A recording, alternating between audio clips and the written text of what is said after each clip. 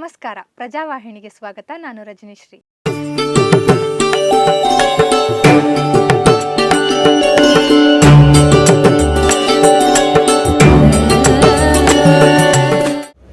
ನನಗೆ ಬಂದು ರಾಯಪುರಿಯವರು ಮತ್ತು ಎಲ್ಲ ಸ್ನೇಹಿತರು ಪಾರ್ಟಿ ಅದಿವಿ ಒಂದು ತಮ್ಮ ಸಂಘಟನೆ ವಿಚಾರವನ್ನು ತಿಳಿಸಿದ್ರು.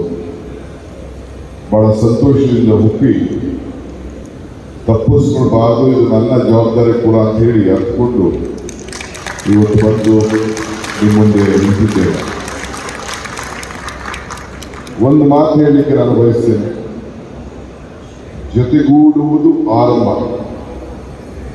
ಜೊತೆಗೂಡಿ ಚರ್ಚಿಸುವುದು ಪ್ರಗತಿ, ಜೊತೆಗೂಡಿ ಕೆಲಸ ಮಾಡುವುದು ಯಶಸ್ಸು. ಸೊ ನೀವೆಲ್ಲ ಸೇರಿ ಒಟ್ಟಿಗೆ ಇವತ್ತು ಸೇರಿದ್ದೀವಿ. ಒಬ್ರಿಗೊಬ್ರು ಕೂತ್ಕೊಂಡು ಅನೇಕ ವಿಚಾರ ವಿನಿಮಯನ ಚರ್ಚೆ ಮಾಡಬೇಕು ಅಂತೇಳಿ ಸೆಷನ್ಗಳು ಕೂಡ ಇಟ್ಕೊಂಡಿದ್ದೀವಿ.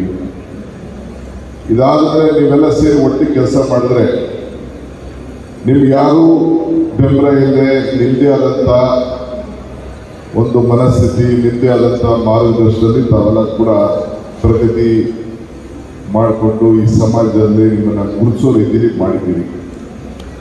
ನೀವೆಲ್ಲ ಭೂಮಿ ತಾಯಿ ಮಕ್ಕಳು, ಒಕ್ಕಲ್ತನ ಒಕ್ಕಲಿಗರು ಅಂತ ಹೆಸರು ಬಂದಿರೋದೇ ನಿಮ್ಮೆಲ್ಲರ ಭಾಗ್ಯ.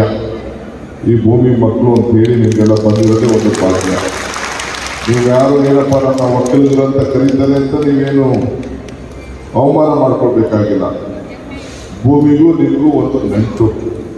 ಪ್ರಪಂಚಕ್ಕೆಲ್ಲೇ ಒಂದು ಕೂಡ ಮೊದಲು ನಾವು ಭೂತಾಯಿ ಕರಿತೀವಿ, ಭೂಮಿನ ತಾಯಿ ಅಂತ ಕರಿತೀವಿ. ಭೂಮಿ ಮೇಲೆ ನಿಂತೆ ನಾವೆಲ್ಲ ಬದುಕಲಿಕ್ಕೆ ಸಾಧ್ಯ.